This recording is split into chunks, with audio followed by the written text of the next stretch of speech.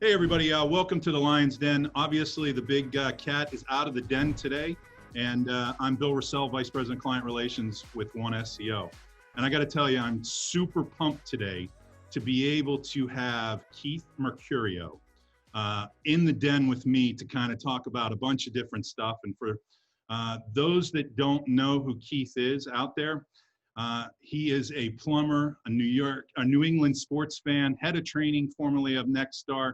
He's trained over 20,000 owners, GMs, frontline workers. He's a motivational speaker and a thought leader in the space. And so I want to welcome you to the den. Glad to be here. Thank you for so quickly catching yourself that I am by no means a New York sports fan. I know. I slipped. It was potentially an egregious error there. So, obviously I did a high level overview, but tell us a little bit about your journey in the space, Keith, as far as, kind of what has transitioned over, from the time you went to school and how you are where you are today. Yeah.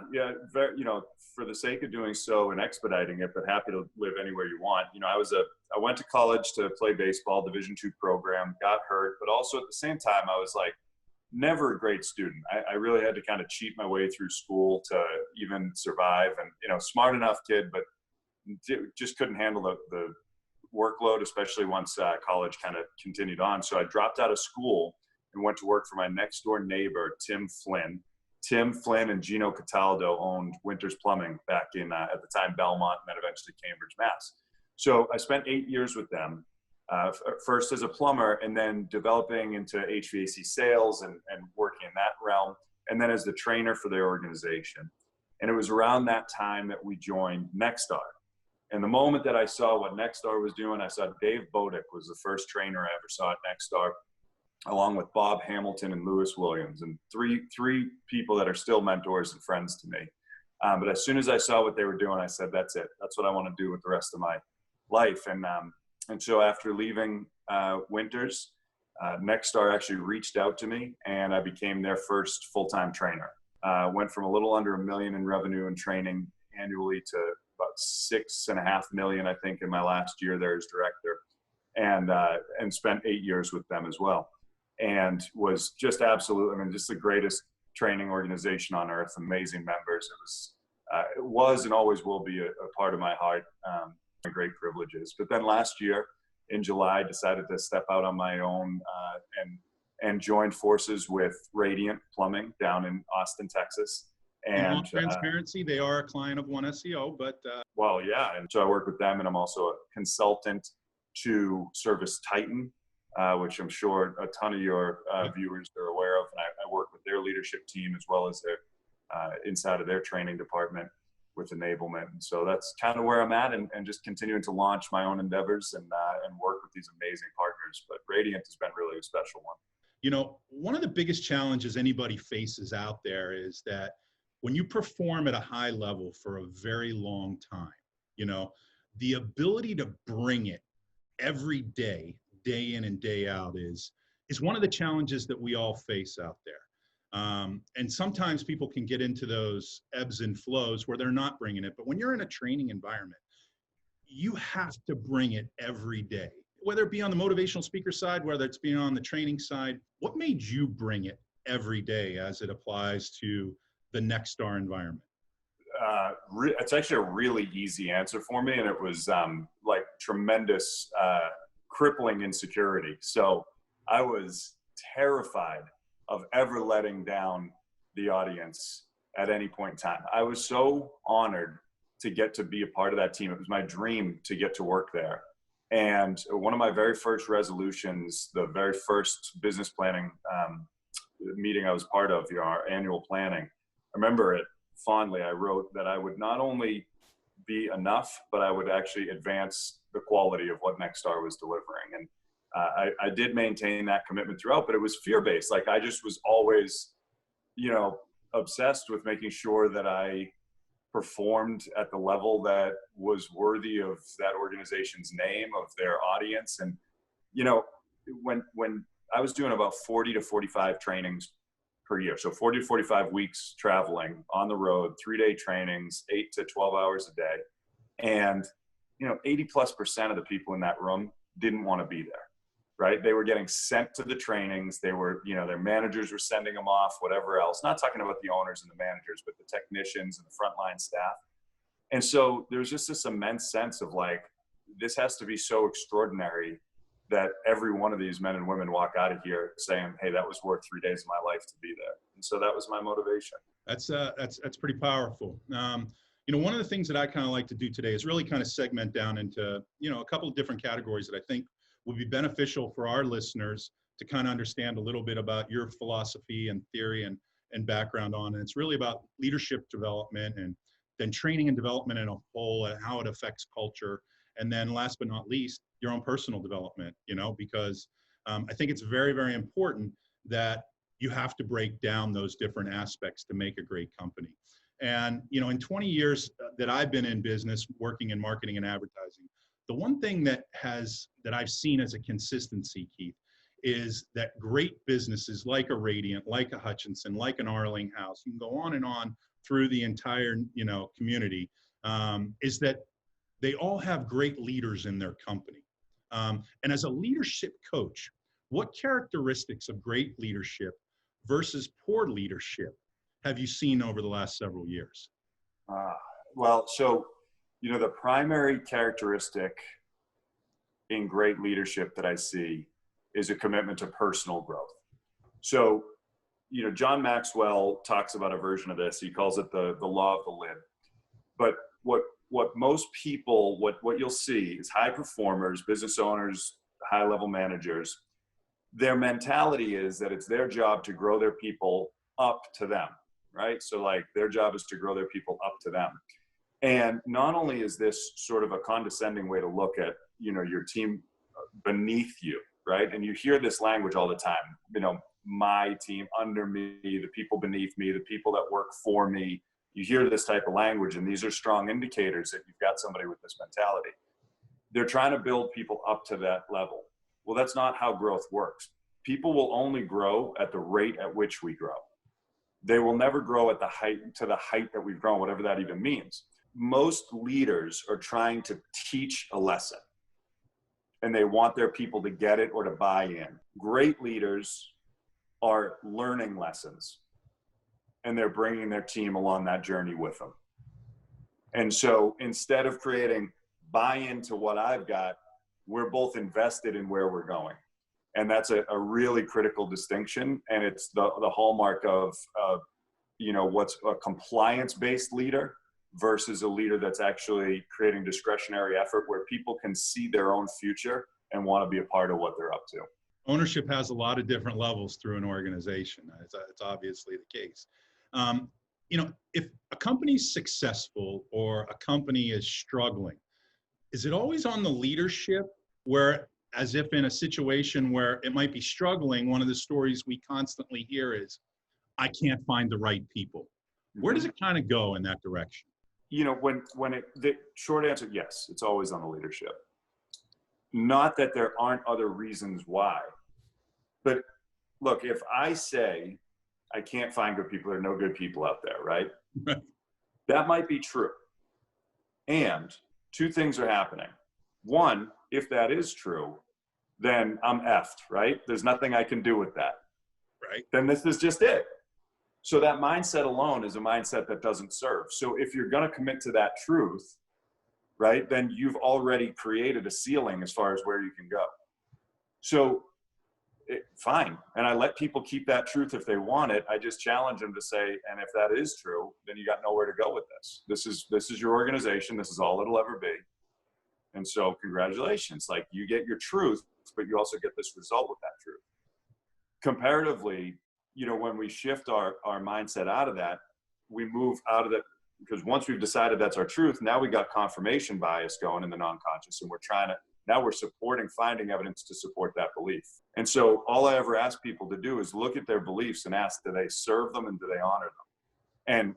And inside of that space, that belief clearly doesn't serve the organization, you, the people out there. So shift the belief. Shift the belief to the assumption that there are incredible people out there. How do I go find them? And now you're commanding your brain, you're commanding your organization, you're creating a culture that says, we're going to go do this. And I mean, I have worked with businesses that are literally within 1 mile of each other in a city where I've watched one business grow, 40 times. The other business remains stagnant for 6-7 year stretches. And the stagnant business is saying we can't find good people, while this business a mile away is growing at 40 times. And I'm not making that up at all. That's an actual case. I understand that. Yeah. So, I mean, whether or not it's true, it's not a worthwhile truth. So just get out of it, and you got to look at yourself. So generally speaking, in the trades, you have really great technicians, okay, that necessarily weren't trained to be really great leaders, okay? And that's where having a leadership coach to work with their team comes into play. What does a company look like to have a leadership coach work with their team? Well, there's, regardless of whether it's the trades, very few people have ever been trained in leadership. We have maybe some coaches who inspired us, maybe a good boss along the way. All anybody's doing is modeling behaviors they've seen. People aren't coming up with their own stuff. We're always in modeling form. So the idea that any organization would go without leadership training is a really bizarre concept. It's, and honestly, Bill, this was like a huge transition for me, because I was training technicians, frontline staff, and I would visit companies 2, 3, 4 times a year. And it was great. And their team members would come out and they'd be transformed and alive and inspired and ready to go. And then they were returning to leadership teams that had that previous model, that previous mentality that I'd referenced, right? Where they were like, hey, they need to buy in, they need to get, and none of these leadership teams were pursuing training. Was the leadership development program at Nexstar one of the first or one of the last that you put into the program? Great question. It was one of the last, and that's when that's exactly where it was born from. After years and years, I would watch these guys go back into leadership teams that didn't have an environment and a culture to support the growth they had been doing. And they would return back to some version of their previous performance. And so then the leadership would say, we got to train our guys up again. And it's like, no, you need to get trained up. Like, enough of training your people, like, get to work on yourselves. But one of the challenges is that I think in any training is people go off, they do the training, but then they don't come back and really work on the things that they were educated on. So what are the top kind of 3 areas that you think that leaders should be focusing on to work on becoming a better leader? So this ties back actually nicely to the question I never did fully answer for you about like a leadership coach. And so, for example, that's one of the critical roles, that I play with Radiant. And when I work in leadership coaching we're creating a repetitive, ongoing rhythm of coaching and development. So weekly or every other week, one-on-ones, things like this are critical. So most businesses, that's where it falls apart right there, is that team members come back and they're not even holding weekly performance coaching conversations with their team members. And, at some level, the leadership and the owners need to be having those conversations with someone else. And that's like the role that I play. But the number one thing in an organization is that there has to be one-on-ones. That's the most important, consistent business rhythm for sake of performance. Number one. And nobody even really knows what a good one-on-one looks like, but I'll tell you that a bad one-on-one is still better than no one-on-one. Right. All right. So weekly one-on-ones with every single member of the team. And I'm sure there are people out there hearing this going, what do you even talk about? I get it. And this is where you've really got to develop. I promise you, our one-on-ones on a weekly basis, we have hour-long one-on-ones.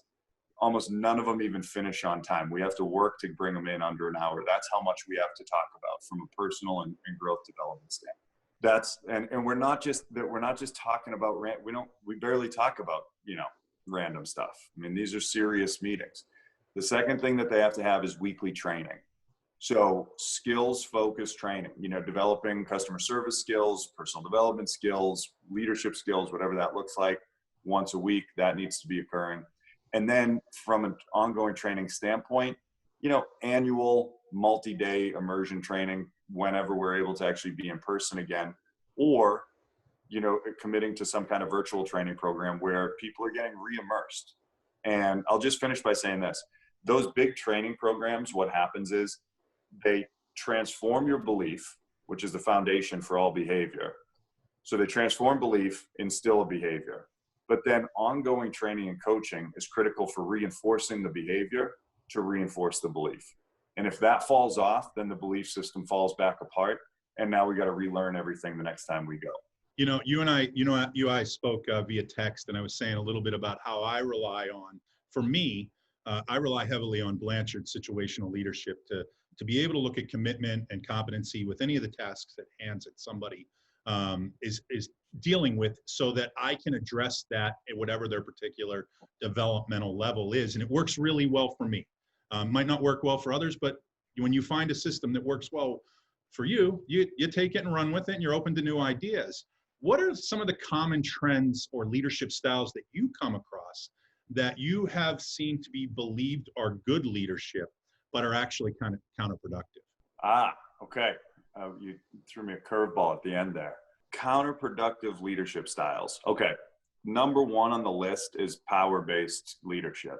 Authority-based leadership, compliance-based leadership. People need to do what they're told to do. Anything like that, when we're leading from a place of fear, using fear and power-based mentalities, what that does is it drives your staff into survival mode. And people are only functioning at a baseline when they're in survival mode. And so constant pressure and fear is exhausting. It wears people out, and it's what actually limits performance. And of course, leaders with that mentality think they need to exert more pressure in order to get that performance raised and still continue to create the counter culture. And so that's where you'll also see really high turnover rates or really low employee engagement. All right. So that style is a disaster. And then the other most common style that we see is competitive-based mentality. So wanting to create competitions among your team, putting, prizes and trophies. And you see this a lot in the trades, where they'll kind of create these very kind of hyper masculine competitions about you get the championship weight belt if you're the top sales guy, or this trophy or whatever. And you kind of create a lot of those. And, the reality is that within those competitions, only about 20% of your players are actually competing. Those are your top guys who are always because the same top guys keep winning over and over and over again. Then you've got encouragement. Yeah. Then you've got the middle of the pack that maybe they might get lucky, so they go for it for a little bit, but then they kind of just fall back in the middle of the pack. And typically they kind of resent the top players. And they'll usually say things like, well, that's because they get better calls, or they get better, leads, or they get better opportunities. And then you've got your bottom 20% that absolutely just hate their lives, inside of that competitive model. But here's the thing. Business owners, leaders, these guys, these women, top performers. So they like competition. So what do? We use what we like to try to motivate others. In leadership, it's that what you want is the least important thing. What works is what's most important. Again, confirmation bias is going to tell us, our competitions work. We have this. No, they don't. Your top guys, you can still figure out ways to reward your top players. You can still acknowledge them. Think about creating team competitions. Think about creating competitions for most improved. Think about collaborative efforts, about training each other and working together. That's the stuff that actually drives the team. That's why you see a team like Radiant where they're going to go from 20 to 40 million in a year, because they're not competing against each other. We've been discussing different aspects of leadership, okay? But, and even in the case at Radiant, okay, there are a lot of leaders, but they effectively have to operate as a team. What do you think, from your perspective, makes an effective leadership team operate effectively? Trust. And that's a really quick answer that requires a lot of understanding. But the competitive aspect is what kicks in again. So here's what happens. Most leadership teams that would be watching this probably think that they trust each other. They probably think that they have, every time I do this exercise with an organization, they think they have a high level of trust. Or each individual thinks they're trusting, but no one else is trusting, or something like that. But then you ask them this question. You say this is the litmus test. You say, would you rather go into your monthly meeting knowing that your department hit its goal while the other departments missed, or all the other departments hit their goal while your department missed? And anybody with honest, like, you're going to find that the majority of your leaders who are being honest in that moment would say, I'd rather go in knowing I hit my numbers. This is the competitive mentality where there's nothing wrong with wanting to perform at a great level. Of course I want to hit my numbers. But if I'm genuinely looking at team performance, the only way a team wins is if we all win. And what happens inside of a leadership team is that the team members don't actually trust that they can make mistakes and still be in an elevated status. And so they only speak up when they think they have a winning idea. They only contribute in areas where they think they're going to be heard. You'll have some people dominate other people. You'll have quiet leaders shrink away because their ideas get squashed by vocal leaders. You have CEOs who think that their ideas are the preeminent ones and they need to get everyone bought into them. And this is the competitive environment that creates a really low performing team compared to what it could be when you really do develop that trust. And that trust says, I can be vulnerable, I can make mistakes, I can put really bad ideas out there and know that I'm still going to have a seat at this table tomorrow. I'm still going to be respected. I'm still going to be worthwhile on this team and seen that way. And I'm telling you, that takes an immense amount of work to create that level of leadership. And what I'm sharing with you is that rightness is the most addictive substance on earth. And if you're right about your current set of beliefs, your current series of behaviors, if you're right about it, then I want you to get this, then you've peaked. Then today is the best you'll have ever been. Unless you can find out what you were wrong about today, you have no space for growth. And so I'm asking people to start listening and start asking, and genuinely listening and genuinely asking with the courage to be influenced to find out what they were wrong about. And my God, does the world need this right now, man? Well, listen, like I said, I couldn't be more thrilled to have you as my first guest speaker here in the Lions Den. And listen, I wish you nothing but the best in your new career at Radiant, as well as the other entrepreneurial things that you have. And hopefully that you're hitting those other 3 conscious goals of being the best husband you can be, being the best entrepreneur you can be, and being the best brother and father that you can be to your kids. Listen, it means a lot to me. The most generous thing somebody can do is to listen. And so the fact that you did that today, and that whoever is out there that made it all the way to this point in this conversation, tremendous gratitude. Thank you for lending your audience. It really means a lot.